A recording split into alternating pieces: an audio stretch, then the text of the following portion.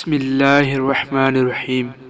ناظرین، آج میں آپ کو ایک ایسا وظیفہ بتانے جا رہا ہوں جسے خود موسیٰ علیہ السلام نے اللہ تعالیٰ سے دریافت مانگا۔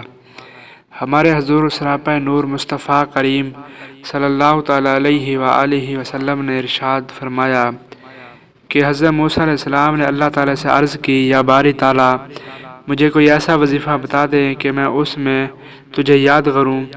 اللہ تعالیٰ نے ارشاد فرمایا، لا الہ الا اللہ پڑھا کرو۔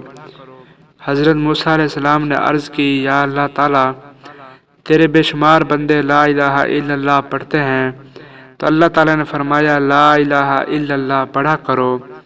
حضرت موسیٰ علیہ السلام نے عرض کی، یا اللہ تعالیٰ، مجھے ایسا وظیفہ بتا جو صرف میرے لیے خاص ہو۔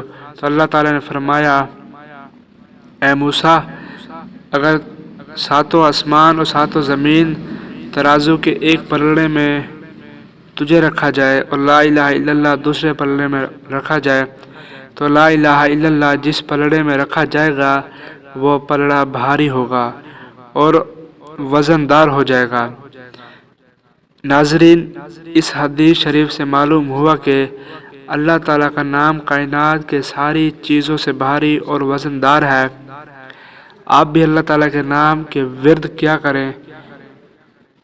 اگر آپ کو ہماری ویڈیو اچھی لگے تو ہمارے چینل کو سبسکرائب، ویڈیو کو لائک اور کمنٹ میں اپنی رائے ضرور دیں۔ جزاک اللہ خیرہ۔